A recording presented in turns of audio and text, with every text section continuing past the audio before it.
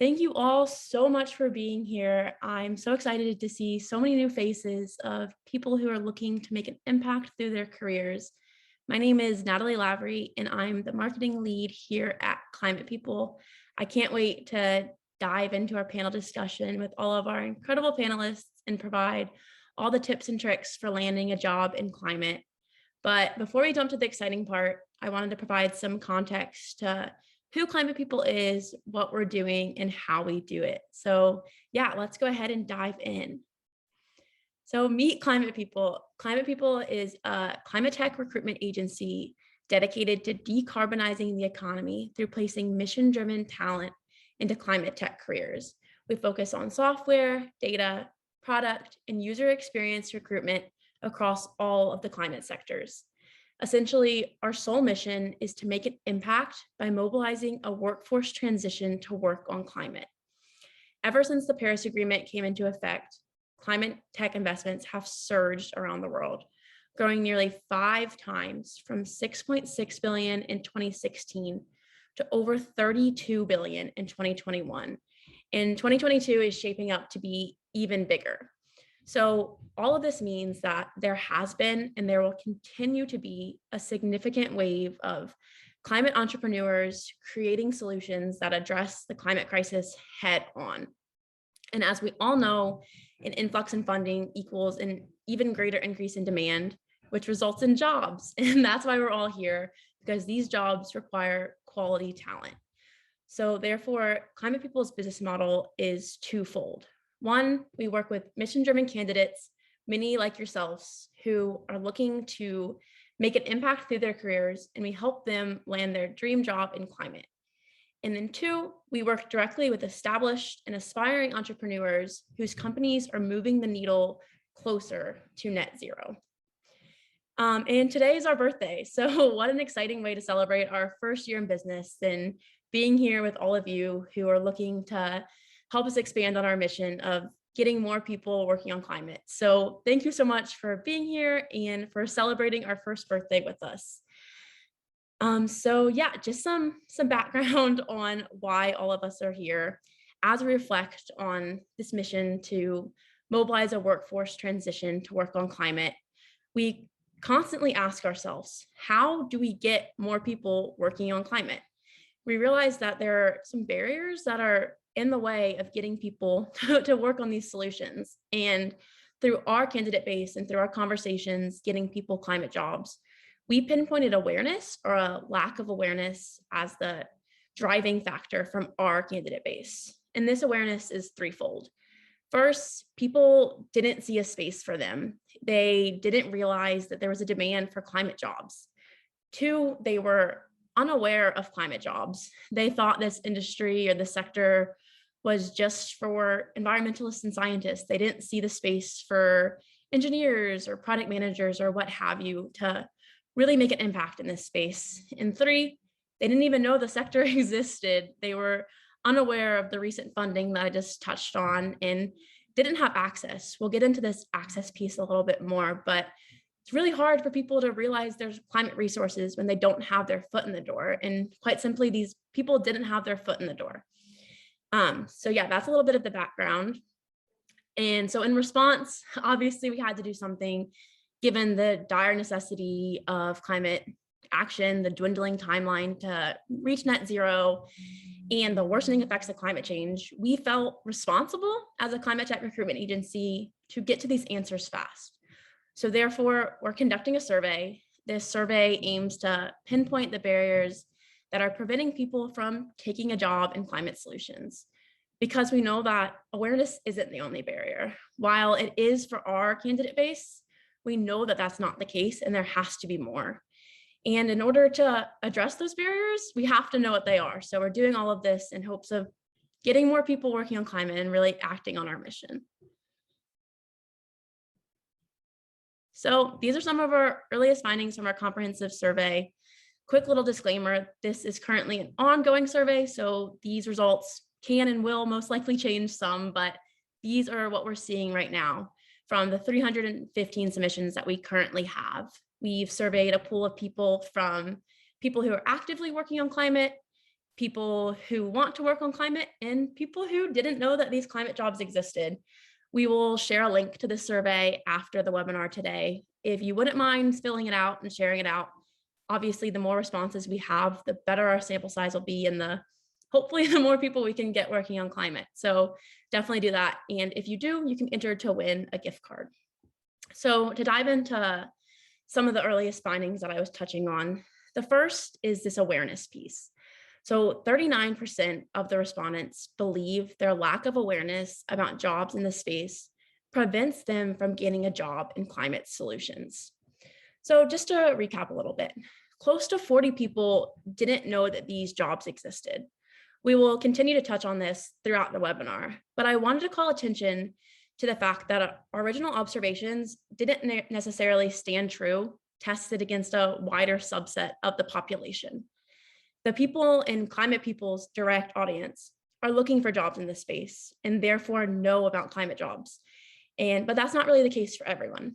This brings up some questions and makes us ask where this information wall is coming from. Why is it so easy to have climate resources once you have your foot in the door? But why is it so hard to discover before you find that entry point? Next, we can talk about climate roles a little bit more. So 71% of the respondents see the role climate jobs can play in reducing greenhouse gas emissions. And 90% of the respondents have considered taking a job in climate. So also to recap a little bit more here, the majority of the interviewed people see the direct impact these jobs can have. Over 70% know the importance of climate jobs, and 90% have considered taking a job in this space. It isn't necessarily a lack of awareness like we predicted. The vast majority of people know about these jobs and see the difference that they can make. However, 54% of the respondents believe their lack of climate experience prevents them from landing a job in climate solutions. This stat right here is the driving force behind this entire webinar today. We can see that 90% of the respondents have considered taking a job, but over half of them believe their lack of experience is holding them back. Like I touched on earlier, climate is a relatively new field. So therefore, we need people from all industries, experience aside. So all of that said, I'm excited to introduce you to our panelists who come from various experience levels, disciplines, fields of study, etc., to show you that you do not need a linear or a traditional path to work on climate solutions. We quite literally need all hands on deck. So like I said, I'm excited to introduce you to the panelists. Up first, we have Nathan Wasserman. Nathan is a director of climate solutions at Persephone. He helps financial institutions and large enterprises measure their emissions through GHGP and PCAF standards, and then works to reduce those emissions in line with net zero commitments and science-based targets. Prior to Persephone, he led the Net Zero by 2040 team for Amazon Air, where he focused on carbon reduction strategies in line with science-based targets and net zero accounting tech. He started his career as an aerospace engineer working on helicopters and airplanes. Nathan is also the founder and host of the Net Zero Life podcast. Nathan and the Net Zero team aim to share the ideas, lessons, and frameworks of climate-focused innovators so everyone can move the world closer to net zero. Up next, we have Megan Park. Megan is currently a senior product designer at Afresh, a startup focused on eliminating food waste in the grocery supply chain. Prior to Afresh, she was the first product designer at RTS, a recycling startup that helps companies and municipalities divert waste from landfills. Before her venture into startups, Megan spent 3 years with BCG Digital Ventures, the innovation and business building arm of the Boston Consulting Group. Here, she was introduced to how corporations can prioritize climate change solutions. Next, we have Payman Mortazavi. Payman attended the University of Colorado, where he got his BA in computer science and applied math. Payman has an interest in modern theater and immersive installations and has volunteered at shows like Project Amelia that ran in Pittsburgh in 2019. Payman is currently a senior software engineer at Persephone, hoping to play a part in bringing more visibility to the emissions of greenhouse gas. And last, but certainly not least, is Kira Mulshine. Kira is currently the product team lead at Persephone, where she has been working since September of 2021. Prior to this, she spent over 3 years working in product at IBM on various applied AI projects. For her final project there exposed her to climate tech, where she focused on sustainability, strategy, and carbon accounting itself. She has a master's in product development and innovation from Carnegie Mellon University and a bachelor's degree in psychology from Boston College. Before pivoting her career focus by completing her master's, she had a career working in human resources at the Estee Lauder companies, which exposed her to the consumer packaged good industry as a whole. Climate People's founder and CEO, Brendan Anderson, will also join me in moderating the panel discussion. Brendan has over 20 years of agency recruiting experience and has dedicated his career to getting more people working on climate solutions. So again, thank you all so much for being here. We're excited to jump to the meat of the discussion and really get into the panel to show you how you can get a job in climate solutions. Before we kick it off, please remember to ask all questions for the panelists in the Q&A box at the bottom of your screen, and we will get to them during a few minutes at the end when we go over the Q&A. So perfect. We can have our panelists turn their cameras on and we can definitely get right to it.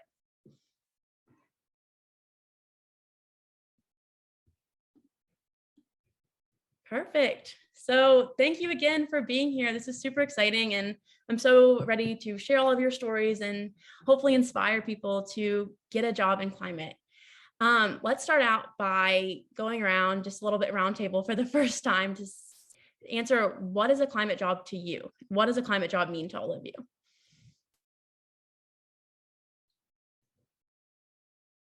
Does it matter who starts? No, go for it. You got it, Kira.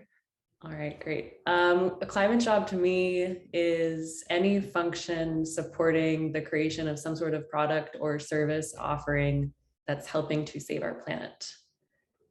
It may not even seem to be directly related to what you may think as a climate job in some scenarios, like electric cars or anything that's helping to deal with cleaning up the earth, that sort of thing. Definitely. Yeah. Yeah, I would define it similarly to Kira here, where it's less about the actual maybe function or the directness to, or the direct relationship to fighting climate change, but the sort of commitment to being creative and innovative and putting in the work and the time to solving the climate crisis. Definitely agree with that. Heyman or Nathan, do you have anything to add to that? Yeah. Nathan, you got it. Yeah, Heyman, I don't know if we can hear you, just FYI. You're probably saying something incredibly amazing. Okay. Get rid of the headphones, Heyman. Yeah, I think about it a little bit differently. I think, climate is a horizontal that affects many verticals, right? And so climate can be in any specific type of job. And then within the climate crisis, there's different pieces of the puzzle. There's the, the carbon portion, there's the biodiversity, there's the equity, there's the waste.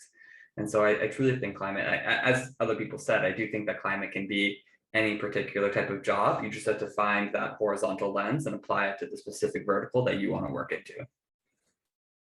Yeah, definitely. I really resonate with that point. I think it's kind of like I said earlier, a lot of people will say climate job is only for environmentalists or scientists. And maybe that's the vertical if you're not looking at it in the horizontal. Like, you have to consider your job. And like they say, every job is a climate job. So if you're a marketing person or a salesperson, like, how can you make your job a climate job? But yeah, I think you all brought up some really stellar points there, and it really shows that this is relevant to everyone.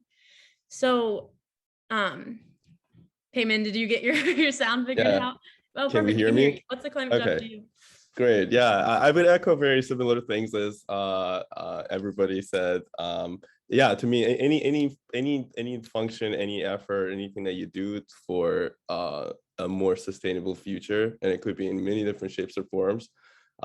If you advocate in your community to have bike lanes or out like plant trees, it could be even things like that. I would consider that a climate job. Definitely. I love the bike lane point. It's not even like your 9 to 5. It's the volunteer efforts. It's really just a lifestyle, I guess you could say. It's really all of the things that you're doing to make the world brighter for all of us. Perfect. So why is working on climate important to all of you? What was your inspiration for getting a job in this space? Kira, do you want to kick us off? Sure. For me, I was when I was in my product management role, I really just felt like I needed to learn that skill set first. And then I wanted to be able to go ahead and apply it to something that I was more passionate about. And obviously helping to secure a more sustainable future is something a lot of us are passionate about, not necessarily sure how to get involved with. So for me, while I was at IBM, I was actually working in the aviation industry on a special project. And I naturally started asking questions of some of our customers when I was doing user research with them about how they were adapting their strategies to sustainability, just because I had some interest in it. And there were some ways that we could probably support them on the product side in the future at IBM itself. And by exploring that natural interest, I got pulled into more sustainability strategy work at IBM, which kind of led me into like the pivot into climate itself, which was pretty cool.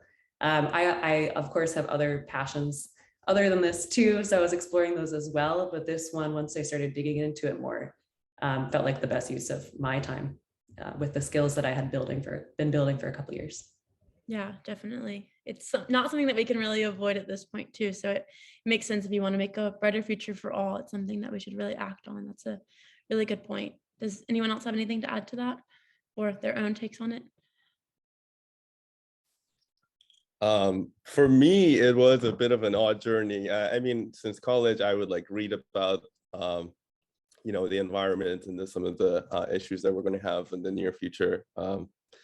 And I would always like complain. I'd be like, well, this is a problem we're going to have and we're not doing anything about it. But I never really saw it as something I could participate in. But really what like kind of allowed me to just get into this a little bit more was like I spent like about 7 months in Hawaii, and I started doing free diving. And then there we were talking about the reefs, and then we saw that there's like some whitening of the reefs. And then after that, I just, just because I was geeking out about free diving, I started watching a lot of documentaries about people who, just monitor the health of the ocean, or they're just like showing the reefs or whatnot. And then part of that documentary, well, just a couple of them, was that these people would then be coming from like software engineering, could be like coming from like some of them, they were like very similar jobs as the ones that I was familiar with.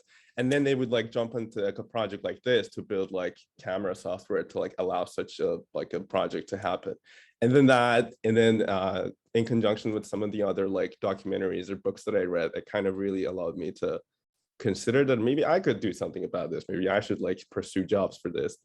And then I just didn't really think that this would be an easy thing for me to find, because a lot of the times when I searched for this online, I would see a lot of like physicist jobs, like jobs for chemists and scientists, which I didn't really consider myself to have the skill set to be part of any of that. But then over time I realized, no, there's like other jobs, there's like other opportunities. It's just that you have to like maybe search for them a little differently. Yeah, definitely. I think you brought up a lot of good points. A lot of the candidates or the job seekers that we speak with, kind of similar to you, have their passions and then they have their careers. And on the side, they really care about diving or whatever it is, and that's their environmental passion. And they do it this way for their career, and figuring out that meshing point. And then, like you said, finding those jobs is really difficult. So yeah, definitely. It's awesome that you were able to combine the two. How about you, Nathan? Why is working on climate important to you? Yeah, so important. I think everyone's climate story is a little different. Mine was, I was at Boeing doing an engineering master's, and took a class called Industry and the Environment because it looked interesting. It was totally random. It was my last semester of school.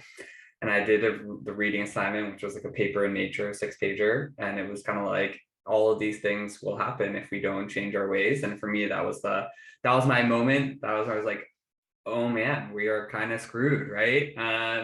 In a way. And it's also, climate for me resonates a lot with my core values, just the idea of having what you need, and like level setting expectations minus realities, happiness, and give more than you take. And so that whole movement really, really inspired me. and I wanted to dive deeper. I mean, this will come up, maybe we'll talk about it later. But that for me was truly the moment. And it kicked off an amazing journey where I got to meet climate people. Yeah, definitely. That's awesome. You really combine the passion too with your podcast and all of that as well. You really took it off. That's awesome. How about you, Megan? Yeah, I would say that my inspiration into venturing into climate jobs actually came indirectly, where I initially was looking for roles in the public sector, that's GovTech, in urban design at state and city agencies. And as I was thinking about the ways that we could design systems that are equitable and accessible, and thinking about public spaces too, I realized that climate was like the recurring theme that kept coming up as I was exploring those jobs. So it was really interesting to initially sort of have a venture in one direction and then become more open to, or at least widen my eyes towards the way that it relates to climate and how it affects truly everything. Yeah, that's awesome. Brought up a lot of good points there. Perfect. So we kind of already touched on the journey a little bit, but does anyone want to dive a little bit deeper into their journey to getting a job in climate or anything along those lines? I can start. Yeah. I think getting into climate involves two things. Like we talked about earlier, again, there's the horizontal and the vertical. So the first thing is your vertical, be really good at whatever you do, whether that's recruiting, right? And creating a climate focused recruiting agency, or software engineering or product, or whatever it is. So get really good at that. And then show an interest and a passion for climate separately, right? And you can do that for whatever brings you joy. If you love climbing, figure out how to use climbing and bring it to your work and talk about sustainability through that. If you love people, build a community. And I think doing those two things, being good at your job and showing an interest in climate, is the best way that you can get into climate tech or climate more generally.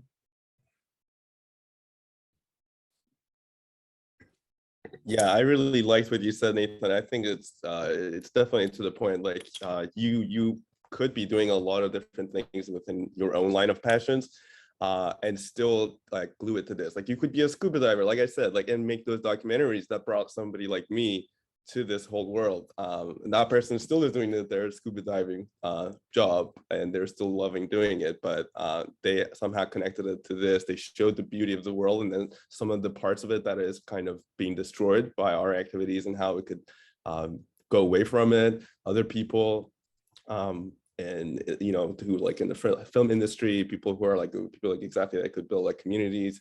If you're a software person, whoever anyone's doing, there's going to need probably some data that you could help arrange it.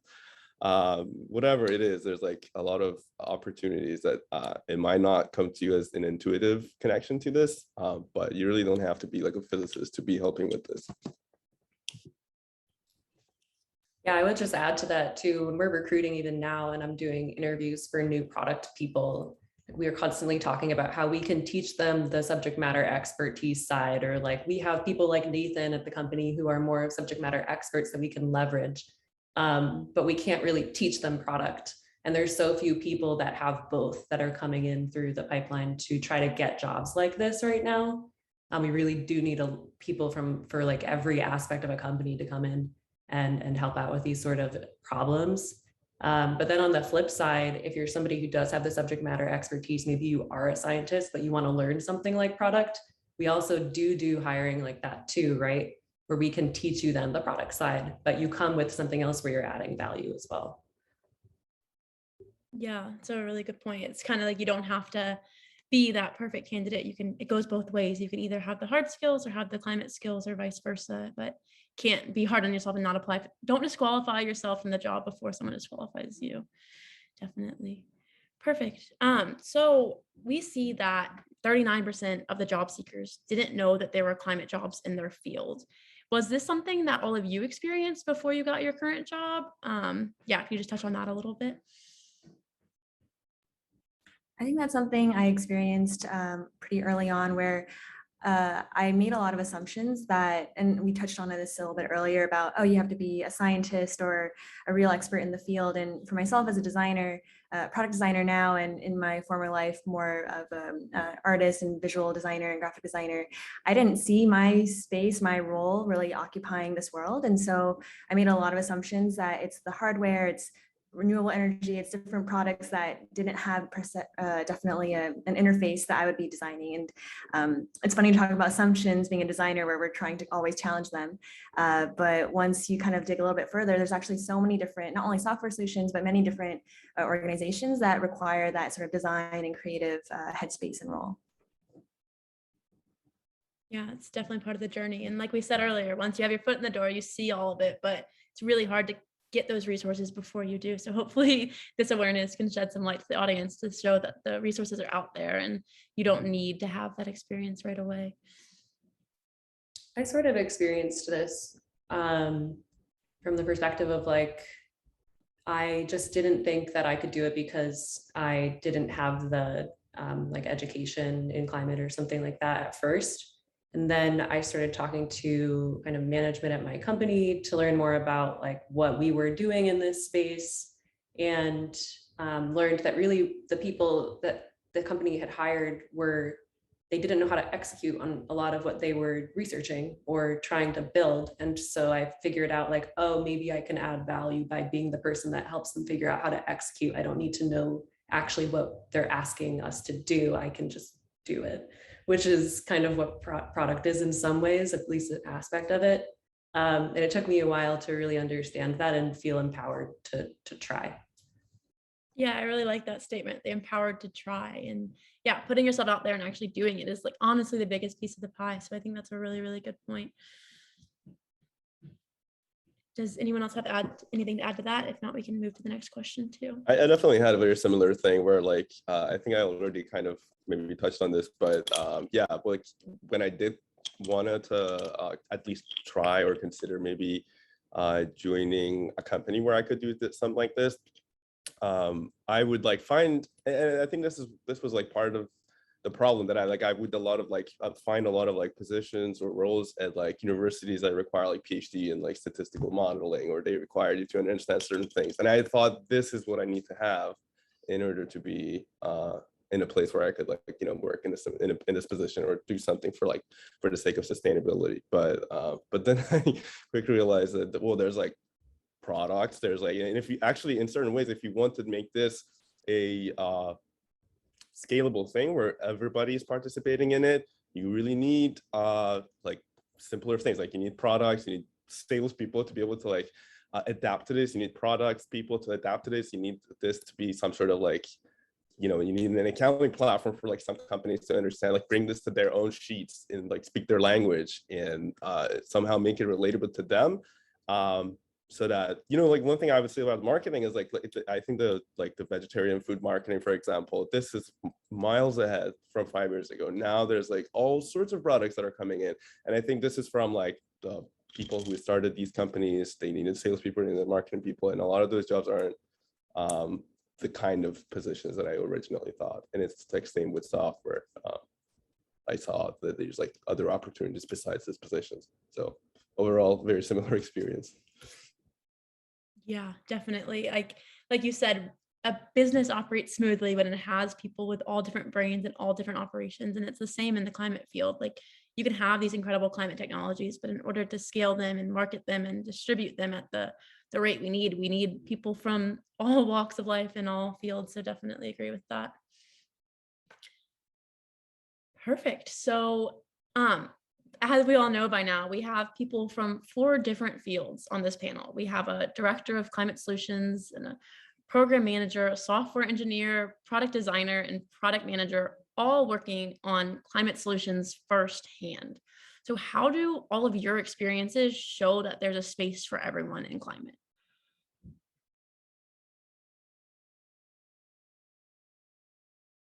Brendan, if you want to add to it too. Yeah, let me add to that. Really good... Let me add to that a little bit.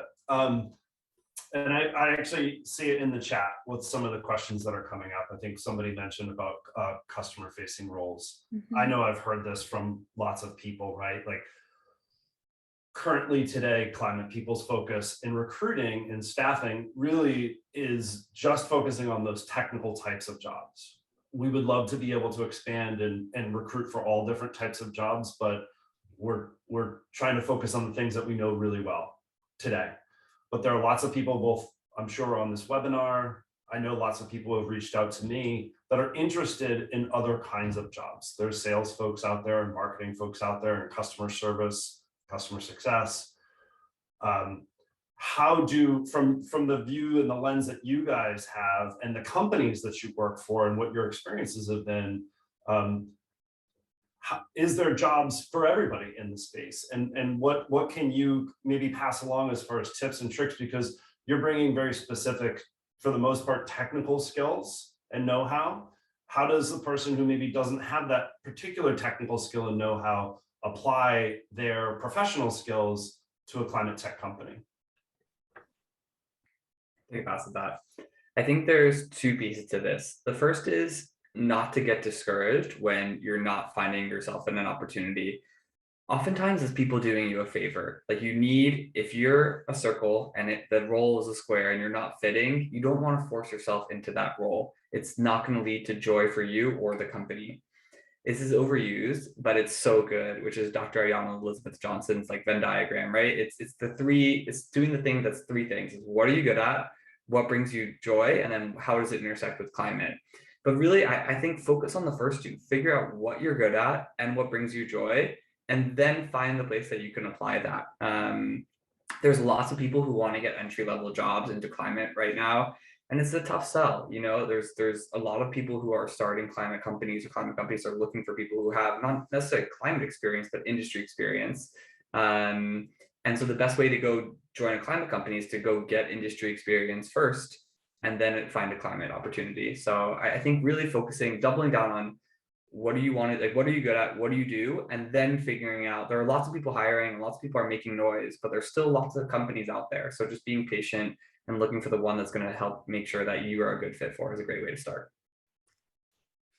Yeah, I would build on what Nathan is saying, using myself as an example. I kind of did what he's recommending in that I started my career in human resources working essentially for a CPG company, retail company, learned about that industry, gathered some skills from that helped me pivot into product management, wherein I knew I would at least be able to do something that brings me more joy, maybe not focused directly on a subject matter that I was particularly excited about, but I spent time building up a skill set in a new industry, still with the history of my old industry as well, to support me through that and the learnings I got from that, to then think about, okay, what do I actually want to apply this to later to make a greater impact once I'm actually able to? Because without any skills, I'm not really able to make much of an impact anyways, within the space that I'd like to focus on long term. And so eventually I found my way into climate and get to apply my skills that way now. Maybe there was a faster way for me to do that, but I'm happy with, the way it turned out. Definitely. I think it's a really good point to focus on what you're good at and really excel at that, and then find ways to incorporate climate into that. And like, it's a process. I think that's one of the key takeaways that a lot of you touched on is like, find what you're good at, work on that, and then incorporate climate in. You can't expect this instant gratification right away. I'd like to just follow up on Nathan's point as well regarding entry level or junior level folks, because I do see that a lot. I've spoken to my friends that are at Terra.do. For those of you that don't know Terra.do, it's a great online education platform to learn about climate change and career opportunities within climate tech and sustainability. I think I saw that in the chat. Sustainability, ESG, climate tech, they're slightly different, but for the context of what we're discussing, climate tech as an industry and the different technology solutions that can be applied to impact climate change.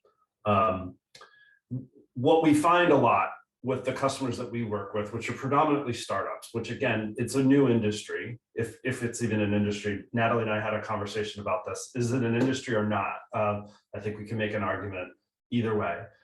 That most of the startups are generally going to be looking for people with experience, as Kira mentioned, in that particular type of job. And so the companies that are larger, that are bigger, they're the organizations that are more likely to be able to take on junior, entry level and junior talent, as opposed to startups. It doesn't mean that startups won't hire those folks, but it's every person at a startup is usually maybe carrying more than one job a lot of times. And And so and they don't have the resources and the bandwidth to train junior level folks. So the best climate companies to get into if you're junior entry level are usually the bigger ones and not the startups. Or you can go, as Kira mentioned, get industry experience in another field and industry. And I guarantee you, if we have this meeting on our second birthday, the number of companies and the size of those companies is going to be very different a year from now, 2 and 3 years from now than it is today. So, you know, if you're a junior or entry level person that's listening to this or will listen to this in the future, keep at it. You can either go to the big companies or go get industry experience someplace else, would be 2 of my recommendations. Can I add back onto that, Natalie? Yeah, of course, please do. So, and I'll just Bjorn's question, I think, at the same time, which is, that's how I got into climate. I was working at Amazon, and I already had a passion for sustainability. So this is the key. People knew that I was passionate about sustainability. I voiced it around my coworkers. I created a sustainability working group within my organization. I did it on the side. I posted on LinkedIn, all these things. And Amazon was hiring Amazon people first for the sustainability roles. That's how they filled it. I'm not saying like you should all go work for Amazon and try and get a sustainability role, but it is a pathway. And then how do you get the first job? I'm just super passionate about this in general. If you're not on LinkedIn, you should be. And if you're not asking people to connect, to ask them about their lives and what you can learn from them, like that is how you have to go do it. Getting that first job is tough, like no doubt about it. You have to network. People want to hire people that they have trust with, that they've had a face to. I mean, that's why people hire Brendan and Natalie and Wes, right? Because they have that trust in the Climate People team. And so if you're looking to go get that first job, make sure that you are on LinkedIn or whatever professional services network that you are in locally, and go send out 10 messages a day saying, hey, I'd love to like ask you about your role. Don't make it about you, make it about them. Figure out what you can learn and do that, and like continue to put yourself out there, and you'll get a role. It takes time though. Be patient, but continue to do it. Yeah, I really agree with everything that Nathan just said around reaching out to people and establishing those connections. And I think I venture very similarly, reaching out to people, specifically designers, specifically those working in climate tech, and almost 100% of those people were super generous with their time, so eager to share. And while I think this field is growing, it still sometimes feels niche, where not everyone has that same sort of climate focus in their career. So when they do hear from someone, no matter their tenure or their age or their experience, they're excited to chat with you about the ways that they've experienced their recruiting journey in climate, and sharing more resources. So not being afraid of reaching out and really finding yourself to be in really great and generous company is something I'd like to share there too. Yeah, definitely. One thing I would also say is, like, aside from the career aspect of it, like obviously for finding jobs, this would be a great methodology, but also like I have found this with multiple things, that if you're like, it might be hard to maybe get a job in the beginning, but one thing that you can do to at least, like, you know, to put your feet in the water at least, is to like find communities or maybe meetups. Or for me, it was like I found this like Slack group, Work on Climate, which I do recommend them, where they just have like book clubs, like nothing related to jobs, but at least you get to know people who are maybe working in this space, and then by learning how they managed it, they like went about it, you might even get opportunities that you wouldn't see otherwise. So I definitely think like forming a community, getting to know other people in the space is definitely a great ad. Yeah, for sure. I think all of you touched on really good points there, and especially the fact that networking and community go hand in hand, especially in the climate space. I'm sure a lot of you in the audience, and all of our panelists, I'm sure too, have noticed that when you're looking for a climate job, you join Work on Climate, you join My Climate Journey. This whole community surrounds you, and it makes that networking piece a lot less intimidating and a lot more accessible as well. So yeah, definitely recommend joining those resources, because they make networking a lot more comfortable and easier to navigate. What were some other resources that all of you found really helpful when you were looking to get a job in climate?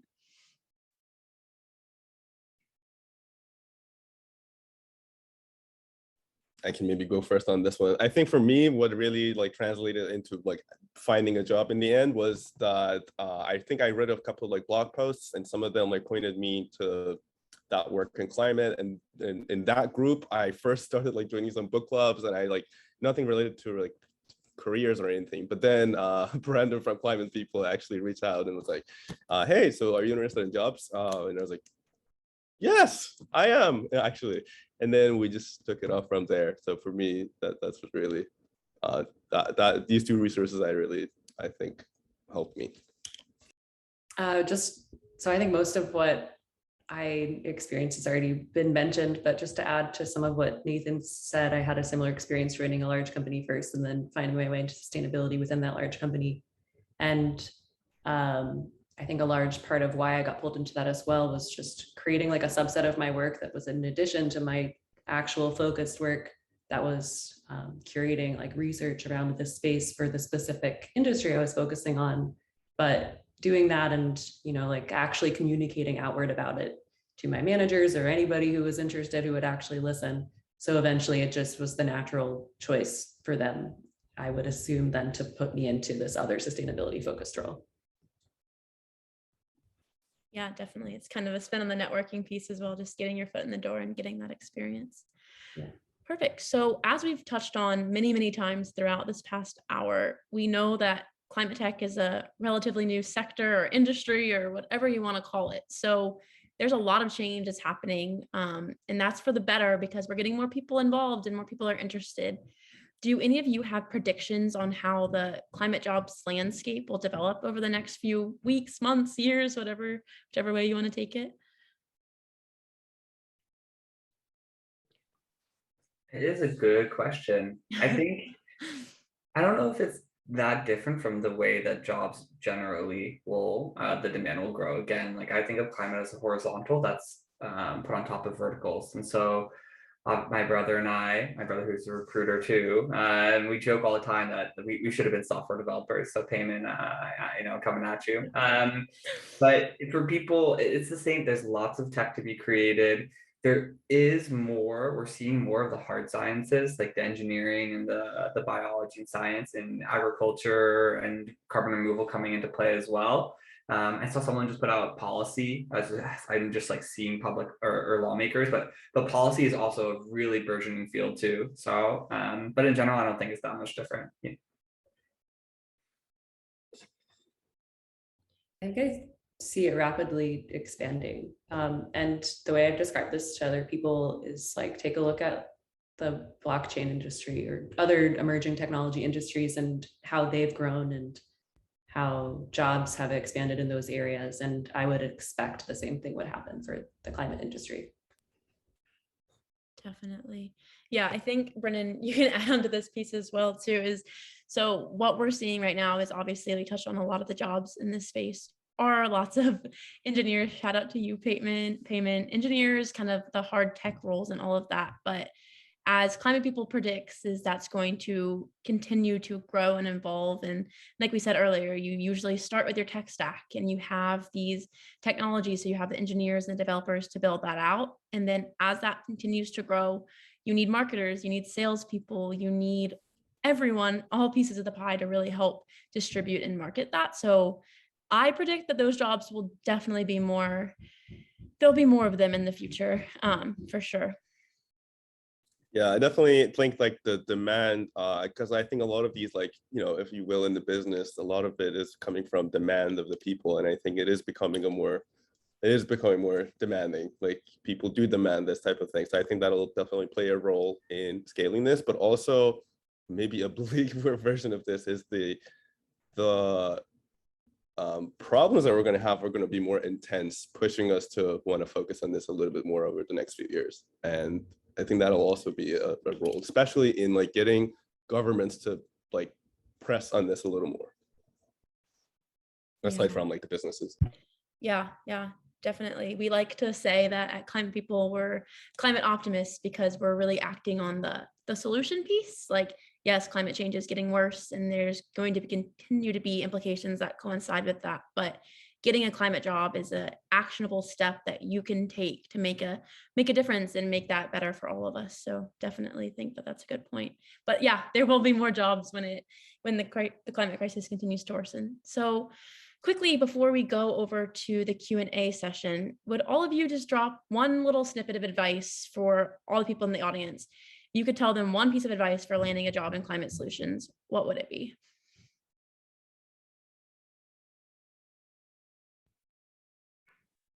I think something that comes to mind is really immersing yourself not only in the content that's out there. People talked about podcasts and books and communities and Slack groups, but also immersing yourself in the industry, understanding, you know, the company names that will return and keep kind of showing up in your search, because there is such a wide and growing space. And for me, it was really helpful to spend a lot of time Googling and reading all the lists of all the startups and whatever, you know, X climate space, and being able to familiarize myself in just what different types of companies and organizations were out there. When it came to finally doing the recruiting, going along those journeys and getting closer to an offer, I was able to really sort of have the confidence to understand, okay, what are the things I'm looking for, knowing what I know about this climate space right now. So yeah, just immersing yourself, familiarizing yourself with the companies out there. And an earlier point I made around just knowing that everyone's generous with their time and reaching out to them too.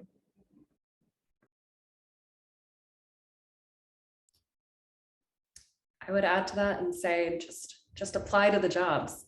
Just try, take the conversations, learn from those conversations, and then try again. Because otherwise you won't get anywhere, right? So trying is the first step for sure. Yeah, I'll definitely second that. I think time and multiple things in life, I've come to realize you don't have to be like have a perfect step at stabbing at something. You just have to really start doing, and then from there you'll have like iterations where you get better at it, and it'll finally lead to something. Yeah, I'll jump on that as well, which is that, you know, do what brings you joy and figure out how you can help other people, and the companies included. Right? Don't focus on you yourself. Figure out how you're going to help the climate, how you're going to help the organization, how you're going to move that all forward. Definitely. Yeah, and like to add to that, honestly, like Nathan, like, if it is your passion, certain parts of that comes so naturally to you. Like I remember I always had a problem with like talking to recruiters or companies and trying to just like make it seem like I'm interested so fully. But with like these like sustainability companies or like talking to Brandon, it just felt so natural because it is really something I wanted to invest myself in. So that you get that advantage also in the end, like the fruit of it. Definitely. Yeah, those are all great pieces of advice. So thank y'all for sharing. Alrighty, I'm gonna open up the Q&A and just read these. No need for everyone to answer them. If you have a good insight, just feel free to grab it and we can pop through some of the questions. So one of the first question is, can you explain the product side of climate jobs? That one's a little targeted. I'll take that one. I think it really depends on the company you're working for and the problem within climate you're trying to solve. The problems we're trying to solve at Persephone are really, to using one of Nathan's words, very horizontal. And there are a lot of verticals into specific industries that are needing to solve for carbon accounting, and all of them need to quantify their carbon emissions in different ways. So on the product side, it's almost impossible to become an expert in all of those different industries and the ways in which they are trying to quantify their emissions, right? So for me as a product manager, this is the first time wherein I am not the subject matter expert on what I am creating. And I need to rely on my solutions team, people like Nathan, and anyone else who's interacting with customers, or try to get into the customer's head myself and pull that into my product delivery process. And that's a different framing for product than you might experience on a more focused climate tech team or climate team in general, that's focusing on it's not necessarily a smaller problem, but the scope is much smaller than Persephone's from a product perspective. Definitely, yeah. Perfect. The next question is, how is working in the climate industry, particularly the work-life balance? For me, it's nothing really. The demand of it is nothing any different. I spend more time on it just out of my own interest. I'm just more passionate and I spend more time on it. But this could be different in other jobs and industries, but for me at least, it's not anything different. Yeah, Yeah. That's been my experience as well. I think my own individual like passion for and curiosity for the work is what's driving me to work longer hours, but it's not necessarily driven by the specific company. I'd say the culture of the company and something that you consider when you're applying for jobs is something that can really dictate that work-life balance as well. So if I'm working with, and I am working with really passionate and committed people who are also working later hours, that just kind of feeds into itself. So I think investigating what the culture is like when you're looking at a job or a potential company to join, I think that will help sort of dictate that outside of just like it being a climate company or not. Yeah, definitely. That's a really good point. Perfect. So another question is, hey guys, great points made by Kira that hard skills can be taught by the organization. But how important is a degree? Is a BA degree in agriculture with environmental protection specialization experience? So basically, is a degree essential to getting a job in climate? Do you need an environmental specialization in your degree? I think we can use degree and skill interchangeably here. It's about your narrative. A degree is helpful if you want to go into like climate science and NASA, then having a PhD in like weather models is probably a good idea. But think about whatever job that you're interested in and think about the story that you're going to tell to get to that place, right? What are the steps? If you put yourself in the other person's shoes, what's the story that they want to hear? And if a degree isn't important, then if a degree is important, degree is important. If you're a marketing expert and you want a job as a software developer at a climate tech startup, what's the story that you're going to tell? They might not be interested in your marketing background. They may be more interested in what you do on the side. So it's not just a degree, it's your skill set in general. It's figuring out how do you turn your story, your narrative into the position that you're applying to. Yeah, definitely. That's great career advice right there. That is interview expertise 101. Nice job. Yeah, hit the nail on the head there. Perfect. So we're not going to get to all the questions that are in the Q&A. Just a quick little PSA. We will follow up in an email with all of these answered. So don't fret if we don't get to your questions. So that's going to be a wrap on our Q&A session. Brendan, if you want to wrap things up. Yes, absolutely. I will answer really quickly. There was a question in here. This Yeah. one's a really easy one. What do you consider a bigger startup? More than 25 employees? Yes. That is a small startup still. I would say bigger startups. What do you guys think? Bigger startups, 300 plus, 500 plus? Yeah, Persephone's now 250 plus, I think, and we're a pretty big startup. Yeah. I think it's got to be over several hundred employees first. And I think that question came up certainly in relationship to, we were talking about that relative to hiring entry level and junior folks, right? So even at a company that's 200 people, I'm not quite sure that a lot of those companies will start hiring entry level and junior folks, depending on the business, of course, right? But I would say startups generally are not hiring junior and entry level folks. And if they do, it's a fraction of their employee base. So, well, first and foremost, I just want to say thank you to our panelists for joining us today. It's been great to have you. It's been great to get to know you all over the last 3 months to a year. And I appreciate you spending some time to help others land careers in climate. So thank you very much to Kira, Nathan, Payman, and Megan. I want to send a special thanks to Natalie.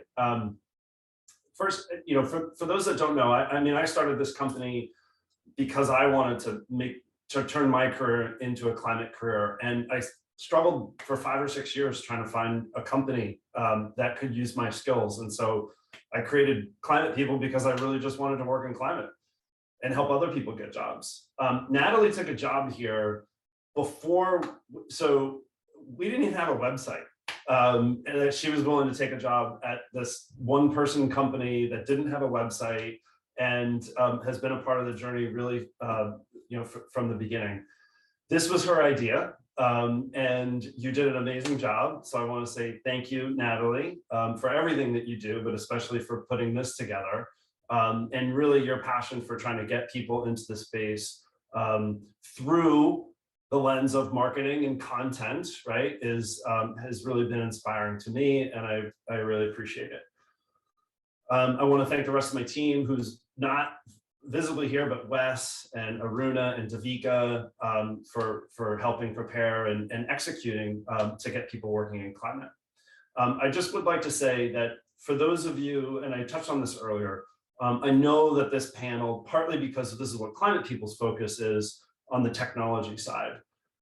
If you're not in technology, it's okay. Keep trying, keep looking for jobs. You know, on our website, and I shared it in this in the chat, we put together a list of resources that's on our website to help candidates try to navigate the space, the different Slack communities, the different podcasts, the different books and websites that you can read, the newsletters that you can subscribe to continue to learn and help you shape and craft your narrative and your story about why you want to get a job in climate and what kind of solutions that you want to be a part of.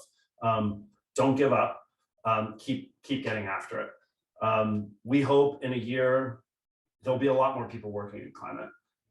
And 5 years from now, we'll have a huge market. There'll be a huge industry and sector around this. So thank you all for attending. As Natalie, I know, is going to ask me to remind you, our survey is ongoing, and the survey results really will help us educate our clients and our customers on what are the barriers to getting people into climate jobs and how do we address those barriers. I suspect that most of the people that are here right now, the barrier isn't that they don't know that these jobs exist. For those folks, it might be just, how do I get the job, or can I get the right job? But we need millions and millions of people to be working on these jobs. And what we want to do is create more awareness. So please take the survey, share with your friends, share this, and just make sure that people, it doesn't have to be coming to Climate People. That's not what we're doing. That's not the thing that we're really concerned with. We just want to get more people working in climate. So if it means that they find a job on their own, that's okay. We want to get people solving these problems. So thank you very much. Nat, is there anything else? Nope, I think you hit the nail on the head. Thank you. Thank you all for being here. It really means a lot. And thank you for wanting to make a difference through your career. We really need all of you. I will follow up to this with a link to the webinar recording so you can share it out, and a link to that survey. So thank you again. Thanks to all our panelists and everyone in attendance. We really appreciate it. Happy Tuesday, everyone.